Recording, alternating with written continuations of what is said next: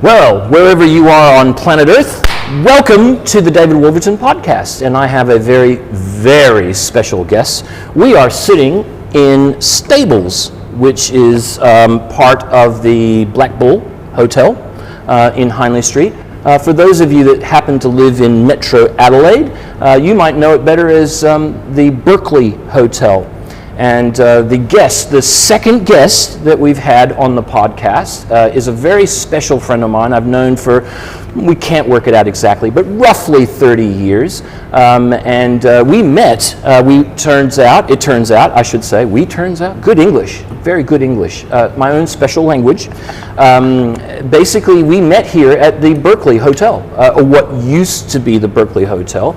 Evidently, the hotel was originally the Black Bull, but then it changed its name to Berkeley, and now it's changed its name back. So, without further ado, I'm going to introduce our special guest, who I've known for the better part of 30 odd years. We've been friends for, it seems like forever, but it also seems like not enough time. What's weird is, Jen, is that it seems like the more that we talk, the more that we realize, because we've both grown and expanded, in my case, because we've grown up as people, the more that we're finding that we are discovering new things about each other all the time. Ladies and gentlemen, boys and girls, Jenny Harris. Hi, Jenny. How are you going? Hi, Dave. I'm doing well. Thanks for having me back again. Well, okay, let's not go into that. That's kind of embarrassing. For those of you that don't know, I should give you a heads up. 3 weeks ago, we had the honor of coming to this amazing establishment, what happened was that we had a technical collapse. One of the cameras decided it wasn't going to record anymore, and basically it just completely, one of the connection completely died, just so that, and then it messed up, we had problems. That's a long-winded way of saying we had problems. So basically now all of the hardware is fixed, and so let's just call it 2, shall we? Yeah. So, is it roughly 30 years that we've known each other now? Roughly. It has to be roughly 30 years, absolutely. It's probably a little bit over that, maybe 32. 32 years.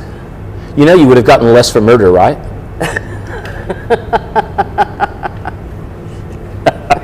I just put ideas into her head, didn't I? Didn't I? I put ideas into your head. Not allowed to record that.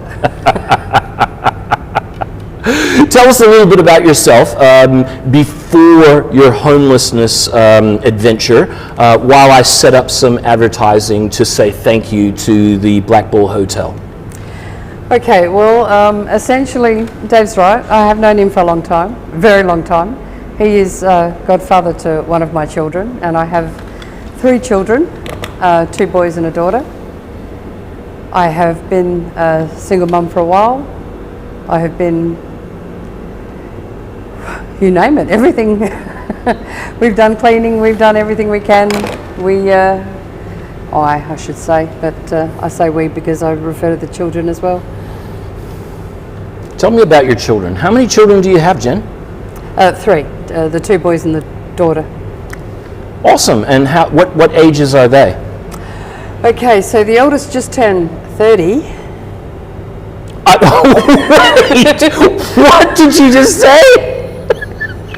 The eldest just turned 30. No. Yeah. 30? My youngest is about to be 25. Your godson is about to be 25. No. We've known each other for more than 30 years. Oh my goodness. 30 and 25. That can't be right. Your math must be wrong. Anyone that knows me would know that's a slim possibility. But I'm not that old. Well, I'll disclose. I turned 50 last year. I'm not ashamed of that. Well, okay, I turned 55, and when we used to come to what used to be the Berkeley, I had one less chin. That makes both of us. B, much less substance, and I had hair. Well, I'm glad I can report I've still got hair.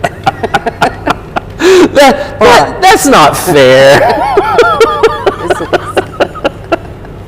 Okay, we're going to take a really quick break to say thank you to our sponsors. The wrong word. They're not paying us. They're allowing us to use their beer garden. This is an absolutely fantastic, and so there's no money changing hands per se, but as a thank you to the Black Bull Hotel and this area, which is Stables, so you can see in the background, it is Stables, which is their beer garden.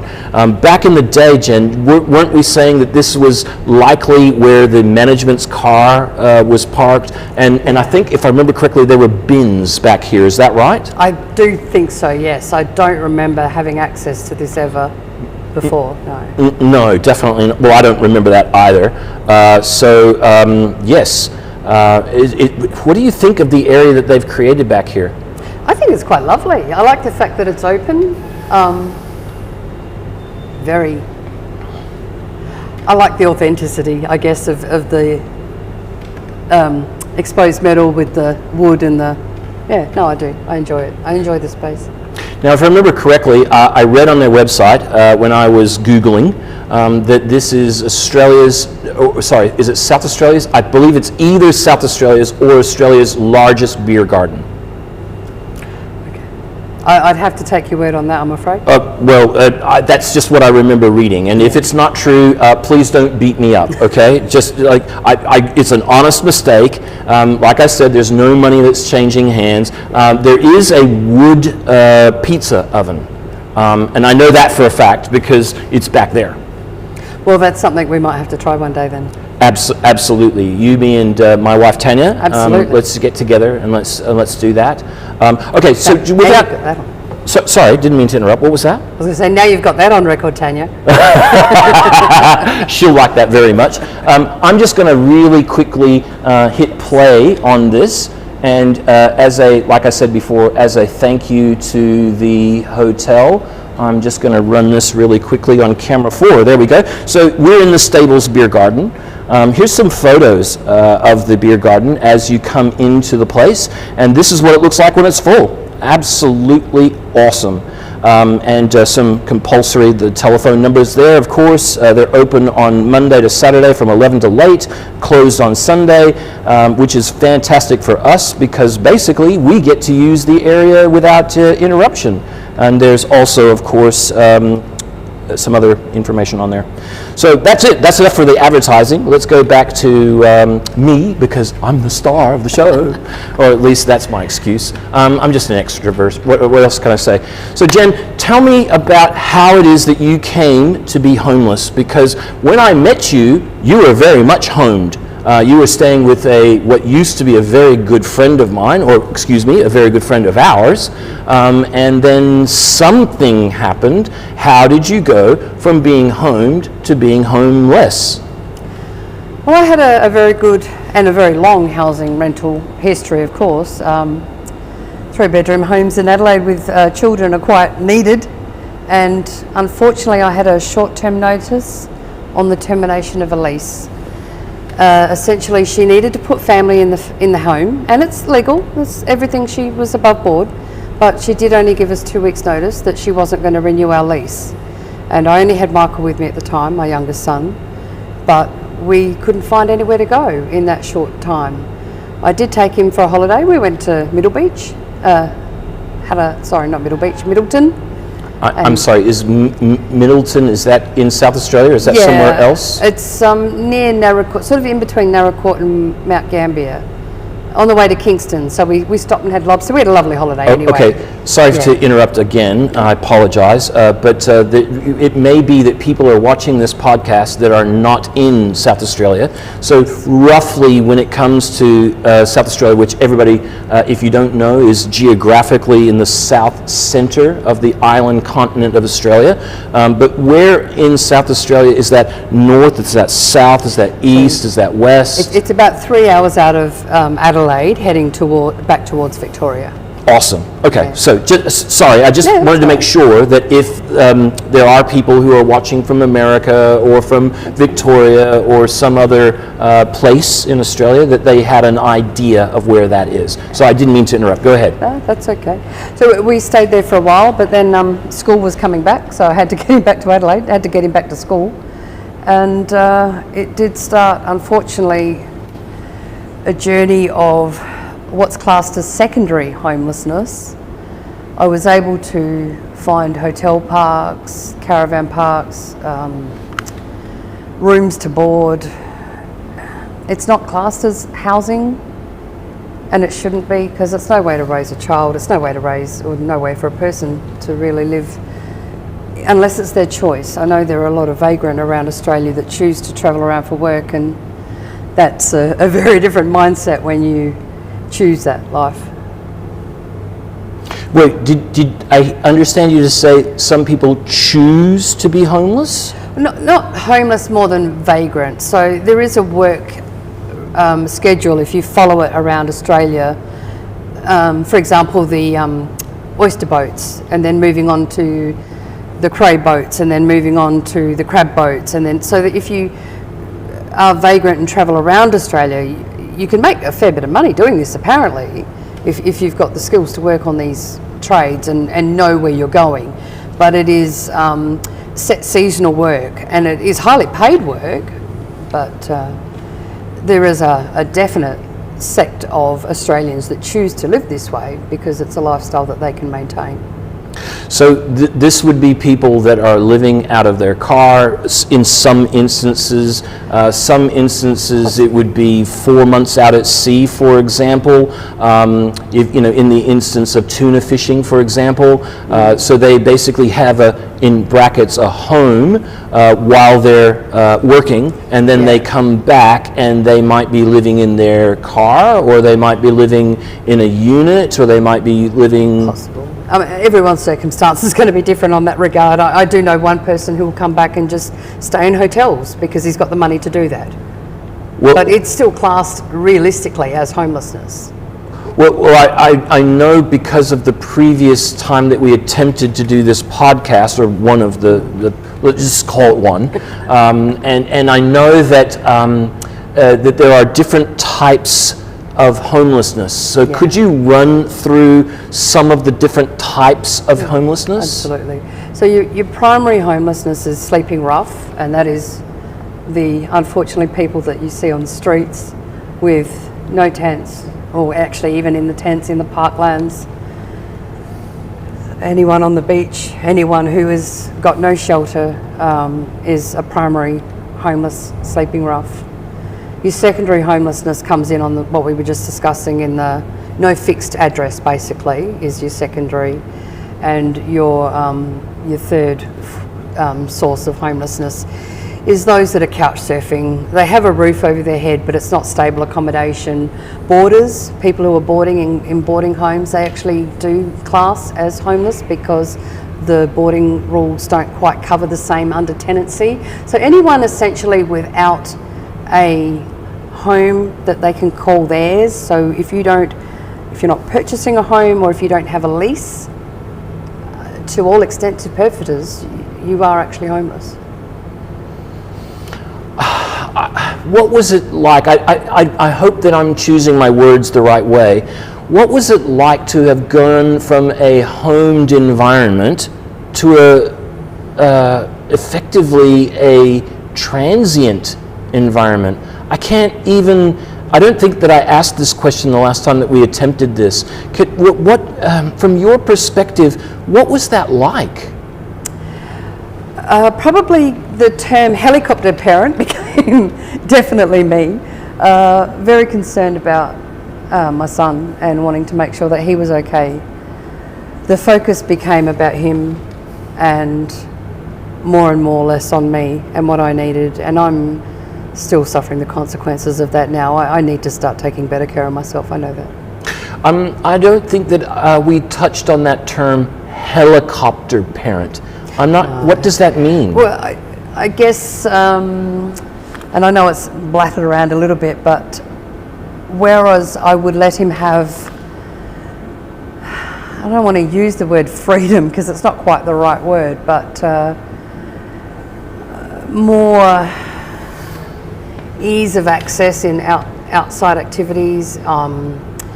It became easier to let him go to his friends when you've got a house. It's harder to have your friends come over when you're boarding with somebody. You don't want to bring your friends back to a hotel when you're sleeping in a motel.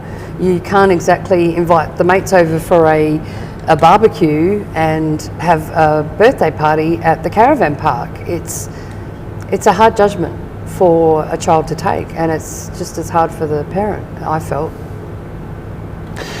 Do you feel that there were any long-term effects? That you mentioned your health.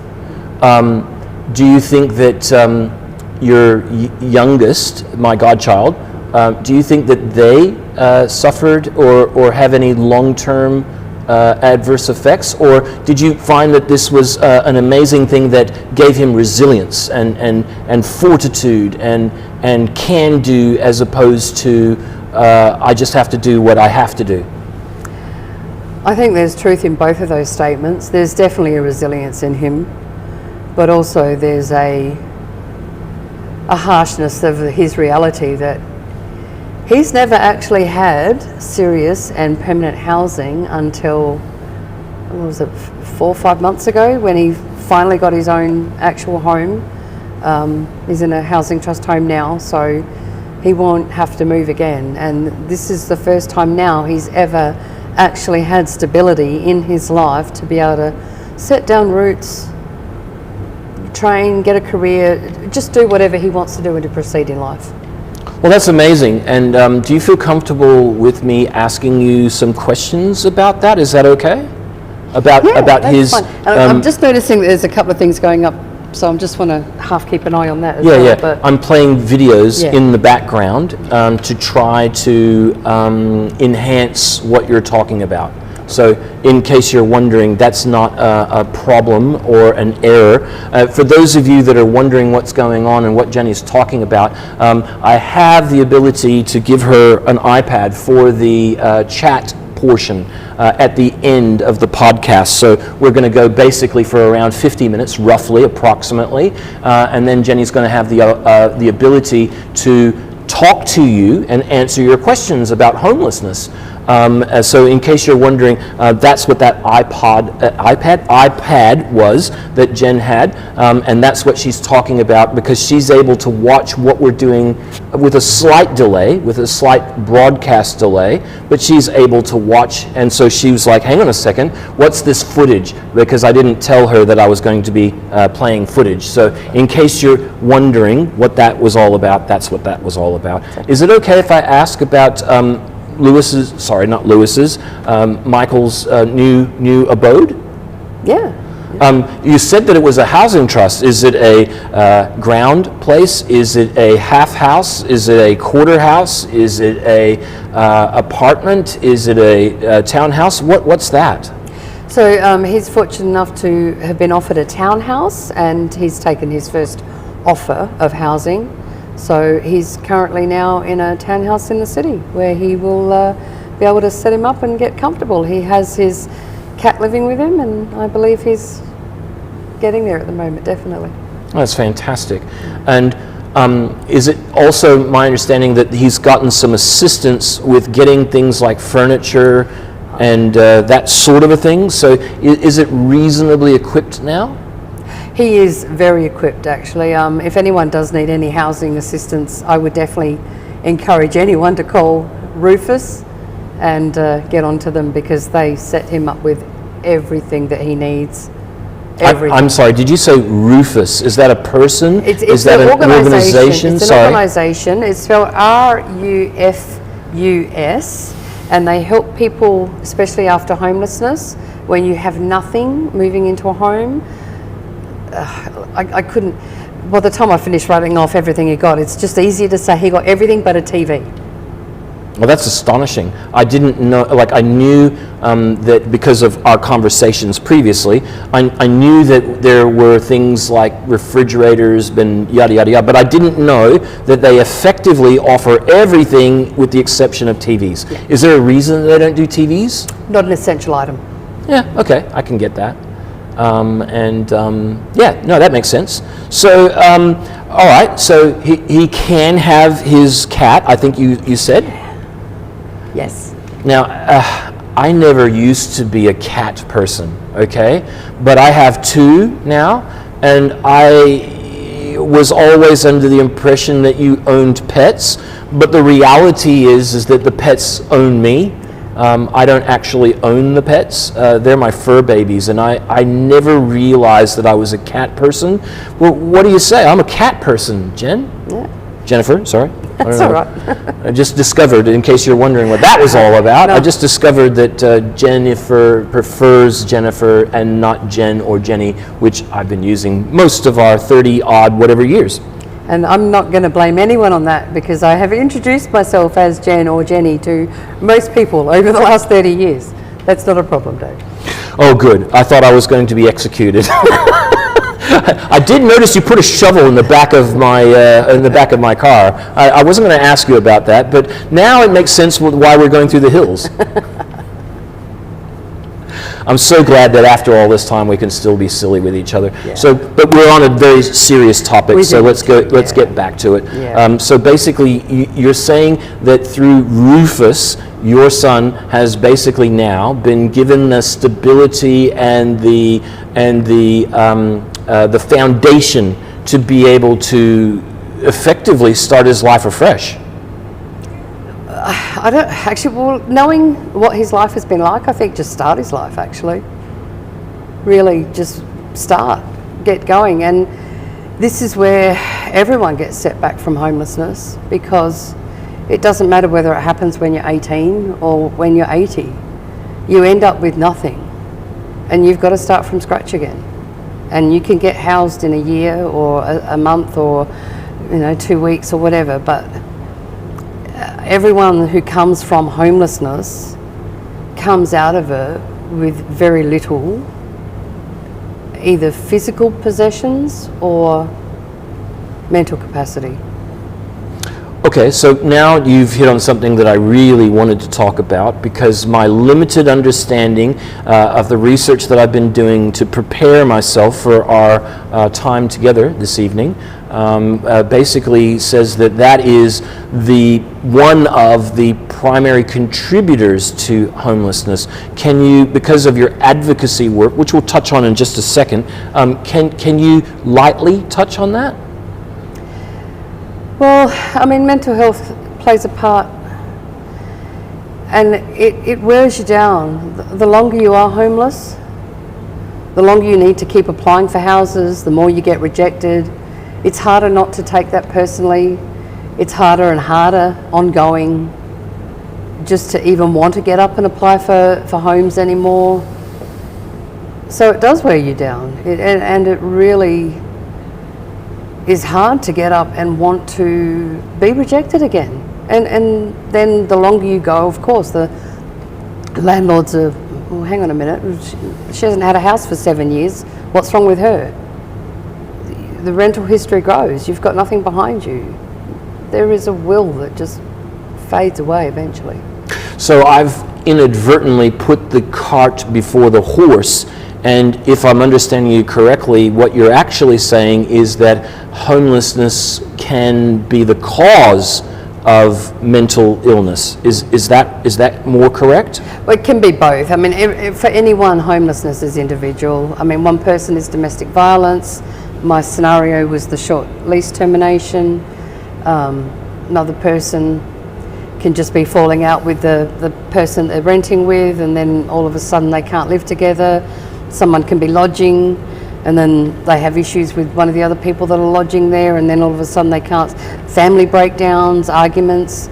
There's so many different reasons why people become homeless. So it's not always about drugs. It's not always about mental health. It's not always about one reason. And this is why I will be so forthright on it, because a lot of people hear those massive numbers of homelessness and they see the people in the street. And that doesn't quite match up with their, hang on a minute, there's not thousands of people in the street. I don't see thousands of people in Adelaide. That's because they're not all on the street. Some of them are sleeping on their nana's couch. Some of them are sleeping in the caravan parks. Some of them are sleeping in hotels. I will say this though, I have been appalled as an individual at the amount of people that I see sleeping rough. I don't know any other word to use except for appalled.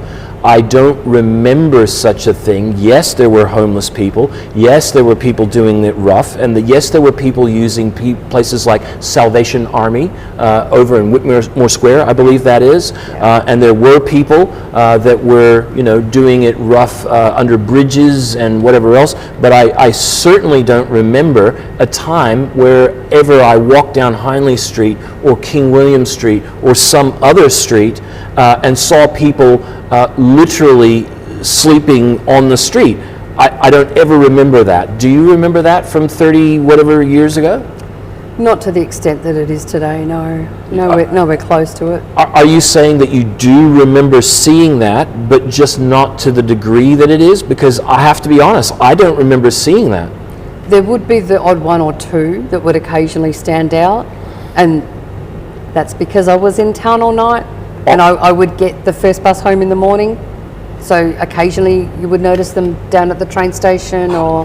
Oh, right, but not on King William Street, not on Hindley Street, not on Rundle Street the way you do now. No, but I'm not going to make excuses for anyone. I think when you're homeless, you'll go wherever you're comfortable. And if you feel comfortable sleeping in King William Street because there's cameras there and you know you've got security, then that's when you're going to sleep. Yeah, well, that certainly makes sense. And I'm sorry if it came across that I was meaning anything else other than that. I'm just trying to say that I don't remember seeing what I'm seeing in 2023 back in 1980, whatever it was, when we first met and when we first started hanging around. There was a lot more housing trust stock back then, so people actually had homes that they could put them in. Rental homes were a lot more available back then. There is just no denying that. Yeah. Okay, so without meaning to, I accidentally cut you off because you were telling me how you had been given a very short notice on your accommodation. You weren't able to extend it. You weren't able to find alternative accommodation, and I went off on a tangent. I do apologize. Tell us about what happened from that point. Fortunately, I managed to stumble my way through, I guess is probably the best way of putting it, until I got to the point where I couldn't. And then I just wasn't going to let my son suffer and sleep in the car and go to that real homelessness level with me. And I knew that that's where I was heading. I knew I was running out of options. So I was very lucky that his dad was able to take him in and give him some stability and at least allow him to finish year 12 and get that under his belt and continue and not have to struggle down the path that I was going. Okay, if I may, these are yours. They're just for you. They're not for David. They're for Jennifer. So you were able to get Michael looked after so that he didn't have to go through what you ended up having to go through. Yeah. Would you be willing, please, to talk about that? Yep. So after a few nights in my car, I unfortunately did get my car impounded. The police officer decided that I had a worn seatbelt, which was not going to be roadworthy. So I 72 hours in my car, and then I really had nothing else to do and nowhere else to be. So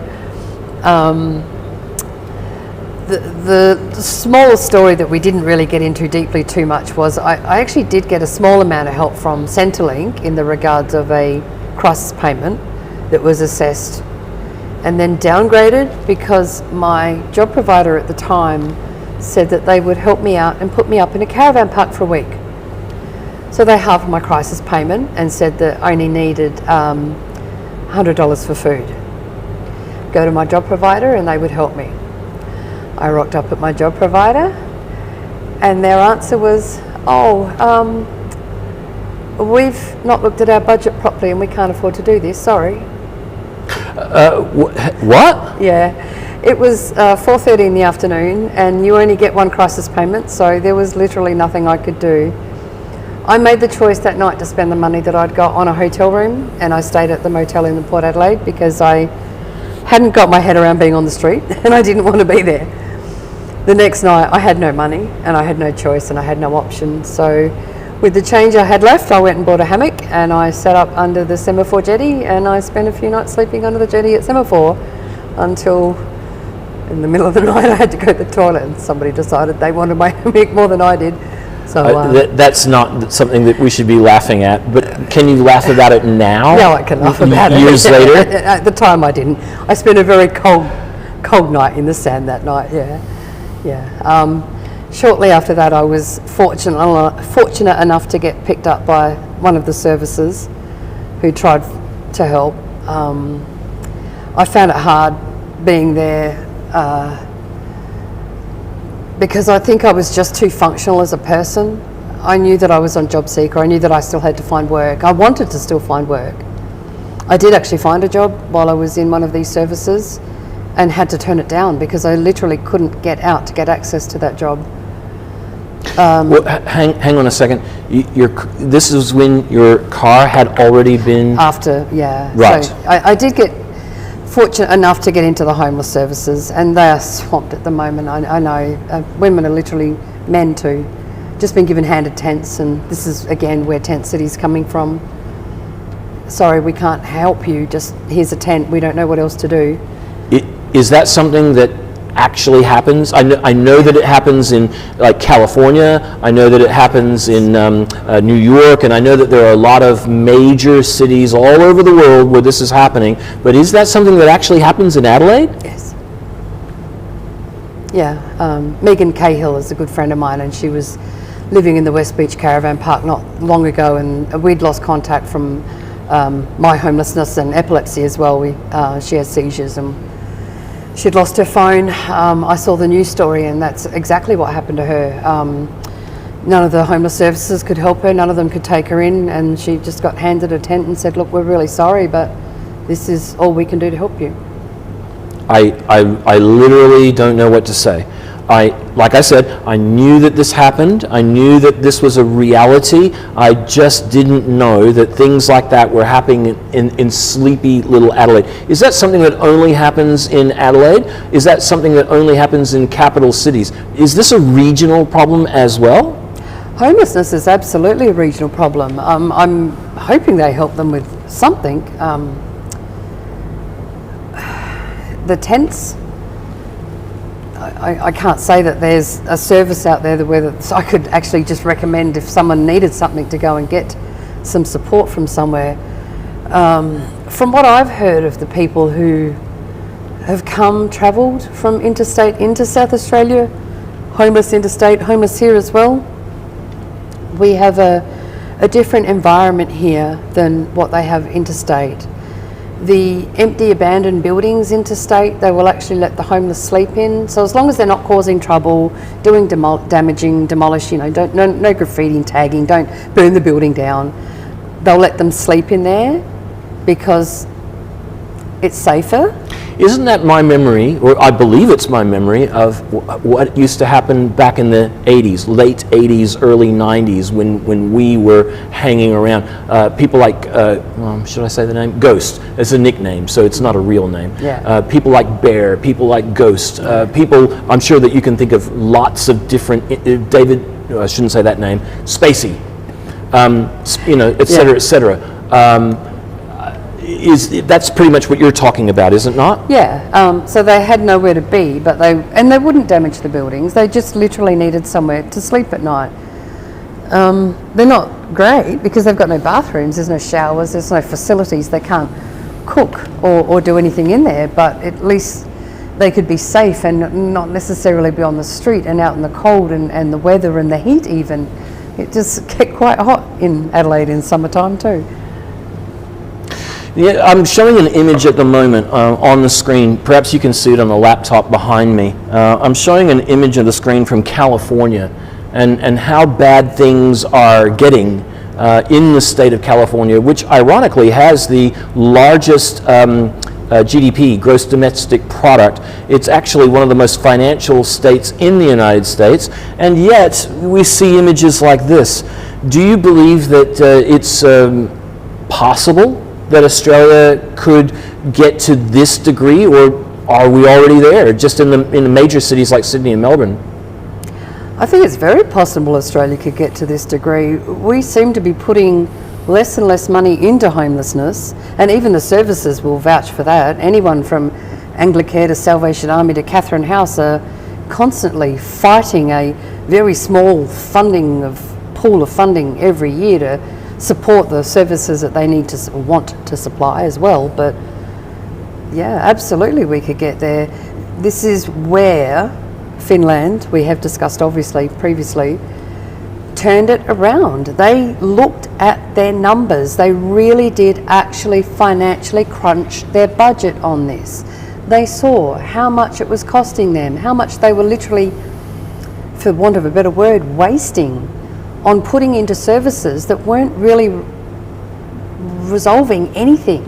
So they decided to switch it up and change what they did. And let's look at what we can do to get these people housed. And it cost them a lot more, I'm sure, but they actually did it. What exactly did they do? We're kind of skipping ahead. I was hoping to. This is too important though to let go. So what exactly did they do? So what Finland did was, especially during the COVID lockdown, used storage crates, containers, shipping containers. Shipping, yep. And they turned them into small housing pods. They created villages because these are stackable and secured. Sorry for interrupting, please forgive me. When you say livable spaces, do you mean that they put things like a toilet in there? Do you mean that they did things like putting a bed, someplace to store clothing? So they made it effectively into a tiny, tiny house. Is that what you're saying? Every pod was a tiny house of its own accord with electricity, solar set up for electricity, Wi-Fi was enabled to the village so that everybody had their internet access, and these were set up to enable those that were sleeping rough to just get off the street, and not just get off the street but get into support. So they supplied the support to go with it, they supplied the social workers and the counselling, and then the government also talked to the people who had empty homes and data matched basically to get families into family homes that needed housing, single people into flats, and vice versa, just to actually connect community back together. Okay, so that's awesome, and I want to circle back to that, but just really quickly in the time that we have left, because now I understand, and I know that I said this the last time in the one that didn't record. Well, it did record, but there was no audio. How embarrassing. But what I wanted to circle back to is that, let's leave that just for the moment. Let's go back to where you are offered a position. You said you couldn't accept it because you couldn't get there. Does that refer to when your car was inbound? No, that's when I was housed under the homeless services. So it was a very weird lifestyle. It was almost prison-like for me because it was controlled, maintained, guided. You must be in the door at 8 o'clock or we will lock you out. You cannot leave until 8:30 because we don't unlock the door before then because the worker doesn't start until 8. You cannot have your own medication because we cannot trust you with your meds. You will eat what we give you. You will give us 90% of your money, and if you have a diet issue then we will just ignore it until you're that sick that, sorry I shouldn't say that. I had issues with that place because I had a lot of those controls taken away from me that I've grown up with for so long. I was not someone who deemed that I had to be in bed at 8 o'clock and have my kettle taken away because I'm not allowed to have coffee at 8:30 at night. because somebody deems that I might be awake at 9 o'clock still. Hello, I'm a grown woman. So effectively, your autonomy in a place like this, or a person's autonomy, is taken away. Yes. Okay, and that sounds very similar to the Salvos, Salvation Army, over in Whitmore Square, and I don't know if this applies interstate or overseas, but I do know that that's a very similar, with the exception of the money. Now, they don't ask you to take control of 90% or 0%, as a matter of fact, but you have to be there at a certain time. You have to be in bed by a certain time. You have to be up by a certain time, and you're expected not to be on the premises between, X time and Y time, and you have to queue up to get back in. There's no such thing as, that's my bed. No, well, that was one small benefit. We did definitely have assigned beds and rooms. Anything was discouraged. Like, we couldn't bring anything in there. You couldn't have visitors there. I couldn't even see my son. I couldn't even tell my son where I was living. It's that secretive that I can't even release the address. Did you say that you couldn't even tell your son where you were living? No. Why? It's a secured government address, and it's actually that secured you don't even have to tell Centrelink where you're living. But it is, it's helpful to a lot of people, and I'm not negating the services are needed at all. It just wasn't that helpful to me, and that's why I left and chose to spend the rest of my time managing my homelessness however I could. And I went and got myself another car and flickered and flicked between sleeping in the car and trying to not sleep in the car, trying to find an appropriate place to board in, trying to stay there, trying to get ahead, trying to keep working, trying to keep going, just one foot after the other. That's what you got to do every day.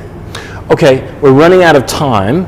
Is there anything else that you want to say about your homeless experience before we talk about your advocacy? That is really, to me, very important, because you're not a victim that stayed trapped in a system where you had no control. Somehow, you got out of your circumstances and you got yourself into better circumstances, and this is what I'd like to spend a couple of minutes, if I may please, on concentrating on. How did you do that? I fell through a lot of cracks. I fell through a lot of holes. I wasn't very vocal, and I just managed, which didn't help me get housed, because on paper it didn't make it look like I needed housing. It didn't make it look like I was desperate to anyone. And it wasn't until I'd finally actually got into private housing and was about to lose my housing again, and I became very, very desperate. I was not able, actually, as well, to go back to sleeping in a car and managing a homeless lifestyle. It's really just grasped me to the core that I had to not go back there. I was going to fight tooth and nail. So I escalated everything I could. I gathered all the medical reports I needed to show why I actually needed to be housed. I reached out to the ministers that I could reach out to in the regards of social services, and the human services ministers, and even just my local representatives as well, for any support that I could get. I was very lucky, actually, in having access to some media at the time too. I went to some housing rallies as well, so I was interviewed at some housing rallies, which highlighted the case that I really did need housing too, and it really ultimately paid off, because I finally got offered a house as well. Okay, so in amongst, while you were homeless, you were advocating against homelessness. Did I miss something, or is that roughly what you just said? I've always been advocating against homeless. I don't think anyone deserves to be homeless. It's not a choice anyone should have to make about whether they pay their rent, or whether they buy food, or where they sleep tonight, or whether they can put all their money in a motel for a week just because they don't want to have to sleep on the street. And you're well aware that I worked for a year while I was homeless as well, and a lot of that was not having enough money to pay for hotels. So even while I worked, I was still sleeping on the street 2 nights a week because I could only afford for motels 5 nights a week. And that was just to keep me functioning for work. But in the end, that didn't work. It only lasted a year before I was physically, mentally, emotionally drained. I don't know how that year was a blur to me. And I'm ashamed to say that I didn't help, not because I didn't want to, but because you didn't explain at the time, or at least in a way that I grasped. Maybe you said this to Tanya, I'm not sure. I'm not 100% sure the relationship that you have and what you talked about and what you didn't talk about. But I would have helped if I had understood that you were 5 nights okay and 2 nights not okay. How did you cope? 8 years prior learning history. Fortunately, I did have a car still on the weekends, so I was able to stay in the car on the weekends still. And occasionally I would stay at my friend Polly's place for help her on the weekends. It's just a matter of, I know I'm stubborn, and I'm really stubborn. I will drive to the beach and I'll buy a salad and a steak and go and cook on the barbecue. I'll just do what I need to. I'll go to the pool and have a shower and a swim and get some exercise. Tan line of homelessness. I will spend the day walking the beach trying to blend in with people because I don't want to stand out and look like I'm homeless.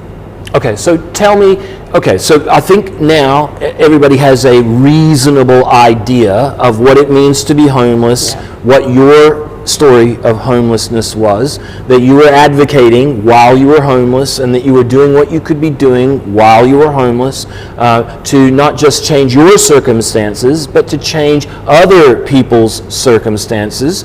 And so tell us what your life looks like now. You are homed? I am housed.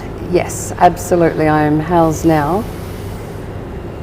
It is a process to get past so long of being unhoused still.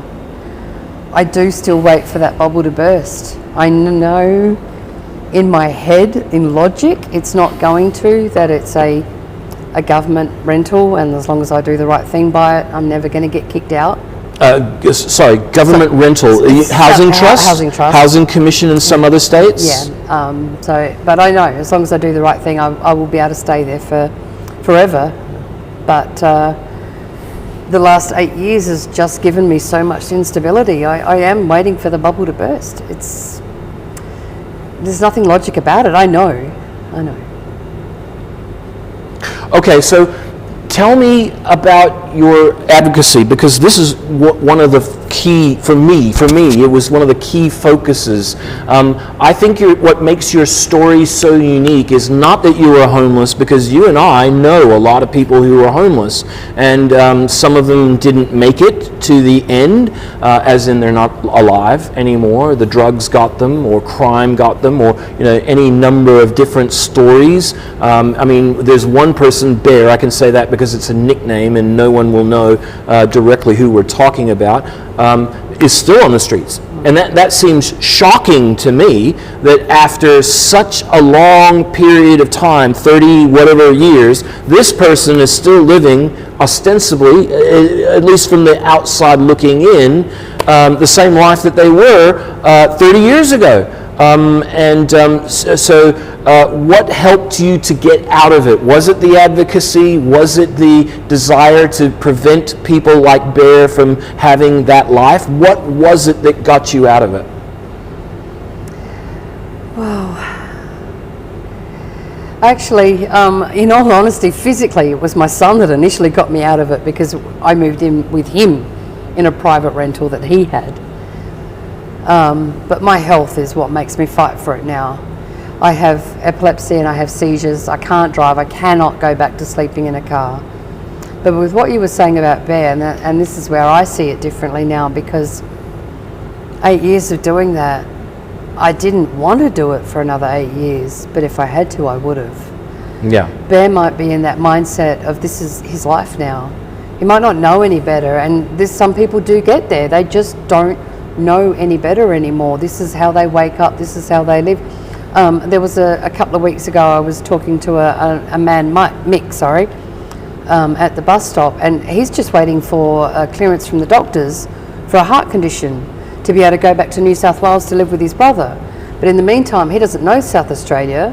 He's travelled through here, had some physical health issues while he's been here, not being able to get housed, not being able to, I shouldn't say they didn't help him at all. He admitted that they did put him in a home, in a flat, in the middle of somewhere he doesn't know, with no support, no services and no nothing. He didn't even have a phone to go and look where the local shop was. He had no access to food, he had no access to nothing. He stayed there 3 days, he had a bed and no fridge.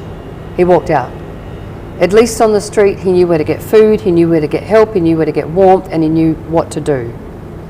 It's not a great resolution for people. All right, so this needs more time to have it done justice to. But we live in a world, unfortunately, that's regulated by time. Yeah. I don't want to not value properly your time by making you go over. What are you doing now on a local, state, and federal basis to fight homelessness, to prevent people that want to get out, like the friend you were mentioning, like yourself because of your age and health and whatever else, and all the people that you haven't and we haven't mentioned? What are we doing, what are you doing to fight that on a local, state, and federal basis? Well, this is where we come to the really big topic that we can't even touch on tonight, because it's poverty. A lot of these people are becoming homeless because of poverty, because they can't pay their rent, because of the increases in rent. It's just not okay. I was very fortunate enough to be invited into Senate Janitor Rice's poverty inquiry that started up in Murray Bridge earlier this year, just before the floods came, thankfully. So I have made my submission there as well, and I will keep making submissions. I encourage anyone to write to their local politicians if they have a passion about this. Ring them up. Those phone calls are recorded.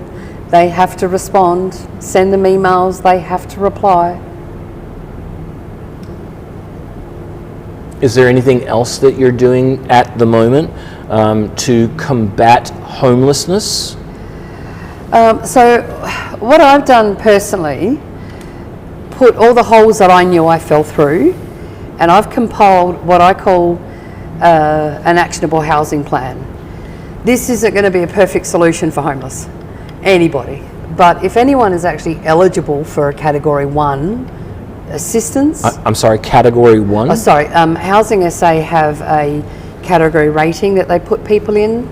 So if you're homeless, or if you have serious health issues, if you are disabled, and that's actually a big number of people that are in housing trust properties are disabled, then this is just all those little steps I was talking about before of getting the support letters, talking to the politicians, chasing up those phone calls, doing the media, being vocal about it, talking about getting out there, putting your face out there.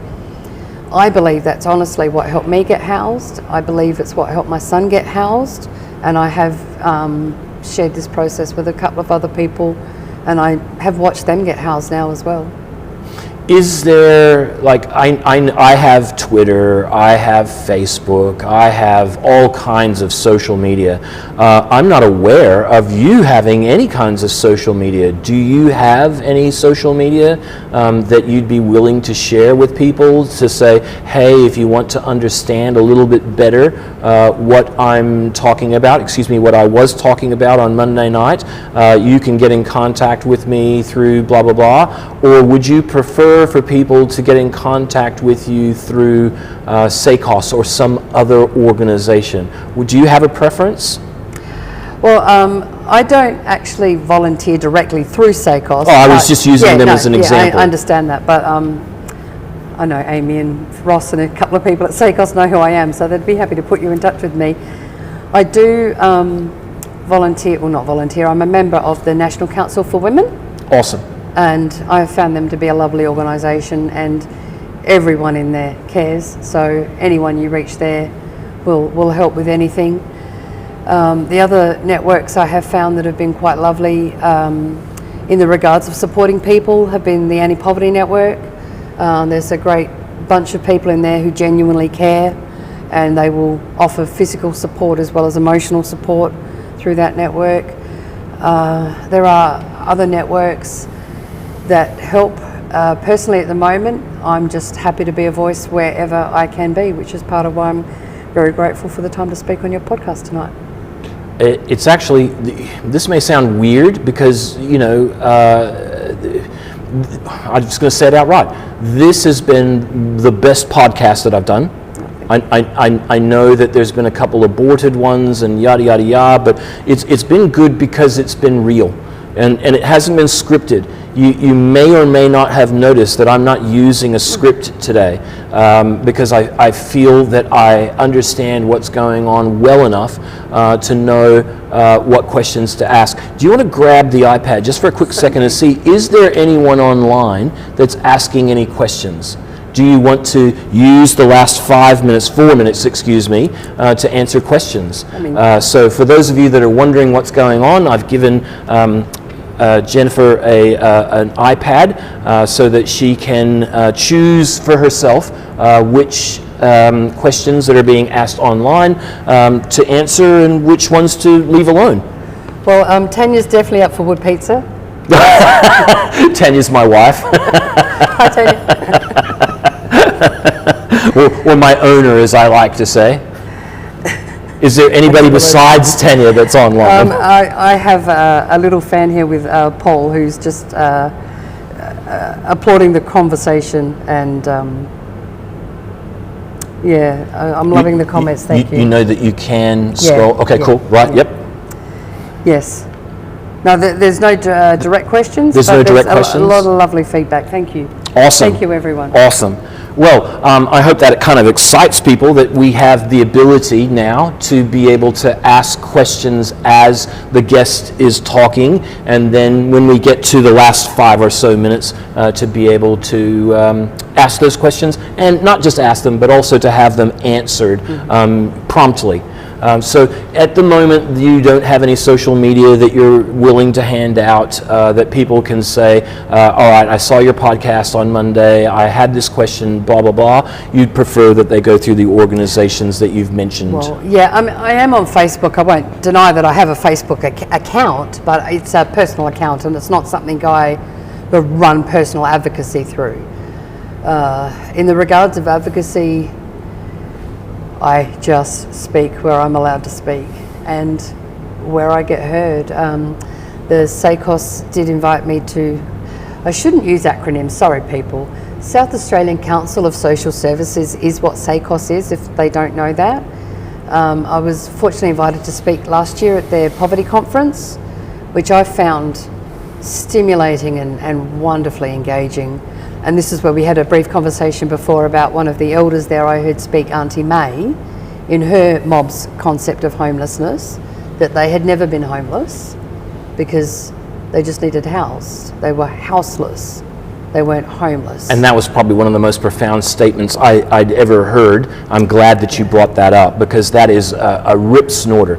They are houseless, but they are, because of community, they are not homeless. In the time that we have left, what can we do to help people to have community that aren't privileged to be of Indigenous birth with the Indigenous support mechanism? And that's one thing I can say in my limited understanding of some people that I know that happen to be Indigenous, is that it's what Auntie May said is exactly right. The community is the most important thing. I used to think that my Italian friends and my Greek friends, that their community rocked, but then when you meet Indigenous people, you would just understand it's on a whole different level.